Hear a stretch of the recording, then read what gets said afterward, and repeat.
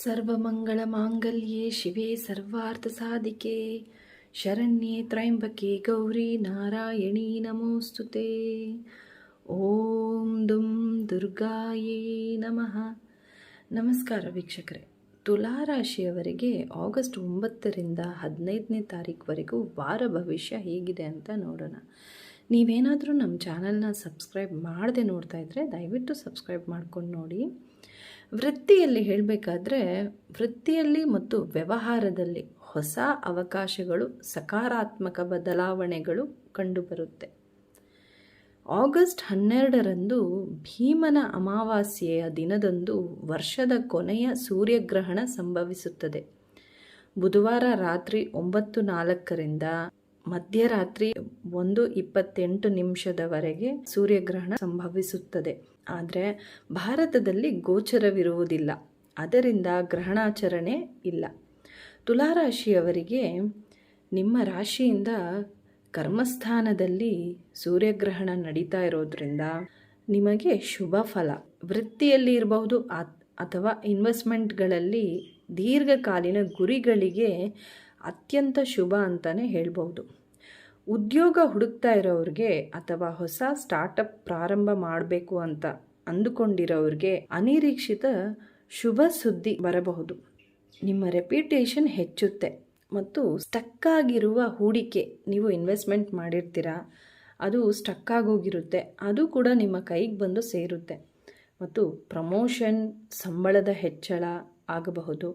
ಉದ್ಯೋಗದಲ್ಲಿ ಇರೋರಿಗೆ ಶ್ರಮಕ್ಕೆ ತಕ್ಕ ಫಲ ಸಿಗಲಿದೆ. ಹೊಸ ಜವಾಬ್ದಾರಿಗಳು, ಹೊಸ ಪ್ರಾಜೆಕ್ಟ್ ಸಿಗುವ ಸಾಧ್ಯತೆ ಇದೆ. ವ್ಯಾಪಾರಸ್ಥರಿಗೆ ಹೊಸ ಗ್ರಾಹಕರು, ಹೊಸ ಒಪ್ಪಂದಗಳು ಸಿಗುವ ಸಾಧ್ಯತೆ ಇದೆ. ಹಣಕಾಸಿನ ವಿಚಾರದಲ್ಲಿ ಹೇಳಬೇಕಾದ್ರೆ, ದುಡ್ಡಿನ ವ್ಯವಹಾರದಲ್ಲಿ ಮತ್ತು ಖರ್ಚು ವೆಚ್ಚಗಳಲ್ಲಿ ಎಚ್ಚರವಿರಲಿ. ಯಾರಿಗೂ ದುಡ್ಡನ್ನು ಸಾಲವಾಗಿ ಕೊಡಕ್ಕೆ ಹೋಗಬೇಡಿ ಮತ್ತು ಕಣ್ಣು ಮುಚ್ಚಿ ನಂಬುವುದು ಬೇಡ. ಯಾರನ್ನು ನೀವು ಈ ಸಮಯದಲ್ಲಿ ನಂಬಕ್ಕೆ ಹೋಗಬೇಡಿ. ಜಾಗ್ರತೆ ವಹಿಸಿ ಹಣಕಾಸಿನ ವಿಚಾರದಲ್ಲಿ. ಆಮೇಲೆ ನಿಮಗೆ ನೀವು ಕೊಟ್ಟಿದ್ದ ದುಡ್ಡು ವಾಪಸ್ ಬರದೇ ಇರೋ ಥರ ಆಗೋಗುತ್ತೆ. ಅದರಿಂದ ಹೇಳ್ತಾ ಇದ್ದೀನಿ, ಆತುರದ ಆರ್ಥಿಕ ನಿರ್ಧಾರಗಳಿಂದ ನೀವು ದೂರವಿರಬೇಕು. ಆದರೆ ಕುಟುಂಬದ ವಿಚಾರದಲ್ಲಿ ಎಚ್ಚರಿಕೆ ವಹಿಸುವುದು ಅಗತ್ಯ. ಆಸ್ತಿ ಅಥವಾ ಸಹೋದರರ ವಿಚಾರದಲ್ಲಿ ಸಣ್ಣ ಪುಟ್ಟ ಭಿನ್ನಾಭಿಪ್ರಾಯಗಳು ತಲೆದೂಗಬಹುದು. ಮಾನಸಿಕ ಒತ್ತಡ ಮತ್ತು ಆಯಾಸದಿಂದ ದೂರವಿರಲು ಪ್ರತಿದಿನ ಯೋಗ ಅಥವಾ ಧ್ಯಾನ ಮಾಡೋದ್ರಿಂದ ಸ್ವಲ್ಪ ನಿಮ್ಮ ಮೈಂಡ್ ಕಾಮ್ ಆಗುತ್ತೆ, ಒತ್ತಡ ಎಲ್ಲ ಕಮ್ಮಿ ಆಗುತ್ತೆ. ಮತ್ತು ಸಂಗಾತಿಯ ಜೊತೆ ವಾದಗಳು ಮಾಡುವುದು ನೀವು ತಪ್ಪಿಸಿ.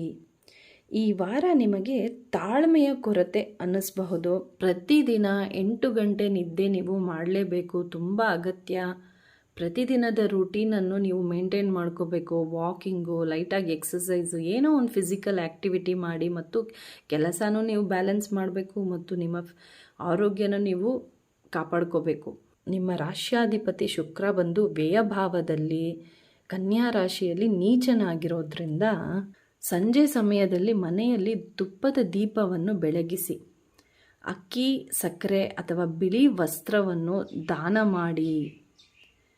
ನಿಮ್ಮ ರಾಶ್ಯಾಧಿಪತಿ ಶುಕ್ರ ನೀಚನಾಗಿರೋದ್ರಿಂದ ಗ್ರಹಣದ ನಂತರ, ಅಂದರೆ ಬುಧವಾರ ರಾತ್ರಿಯಿಂದ ಗುರುವಾರ ಬೆಳಗಿನ ಜಾವವರೆಗೂ ಸೂರ್ಯಗ್ರಹಣ ಇರುತ್ತಲ್ವಾ, ಗ್ರಹಣದ ನಂತರ ಗುರುವಾರ ಬೆಳಗ್ಗೆ ಅಥವಾ ಗುರುವಾರ ಸಂಜೆ ಬಿಳಿ ವಸ್ತ್ರ ಅಥವಾ ಅಕ್ಕಿ, ಸಕ್ಕರೆ ಬಡವರಿಗೆ ದಾನವನ್ನು ಮಾಡೋದ್ರಿಂದ, ನೀವು ಮಾಡೋ ದಾನದಿಂದ ನಿಮ್ಮ ರಾಶ್ಯಾಧಿಪತಿ ಶುಕ್ರನ ಶಕ್ತಿಯನ್ನು ಹೆಚ್ಚಿಸಲು ಸಹಾಯ ಕೂಡ ಮಾಡುತ್ತೆ.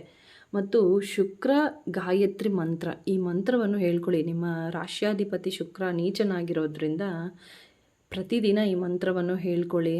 ಓಂ ಅಶ್ವಧ್ವಜಾಯ ವಿದ್ಮಹೆ ಧನುರ್ಹಸ್ತಾಯ ಧೀಮಹಿ ತನ್ನಃ ಶುಕ್ರ ಪ್ರಚೋದಯಾತ್ ಅಂತ ಈ ಮಂತ್ರವನ್ನು ಪ್ರತಿದಿನ ಹೇಳ್ಕೊಳ್ಳಿ, ಒಳ್ಳೆಯದಾಗುತ್ತೆ. ಮತ್ತು ಹೆಣ್ಣು ಮಕ್ಕಳಿಗೆ ಏನಾದರೂ ನೀವು ನಿಮ್ಮ ಕೈಲಾದಷ್ಟು ಸಹಾಯ ಮಾಡೋದ್ರಿಂದ ತಕ್ಕ ಮಟ್ಟಿಗೆ ಗ್ರಹಗಳ ಅಶುಭ ಪ್ರಭಾವವು ಕಡಿಮೆ ಆಗುತ್ತೆ. ಧನ್ಯವಾದಗಳು.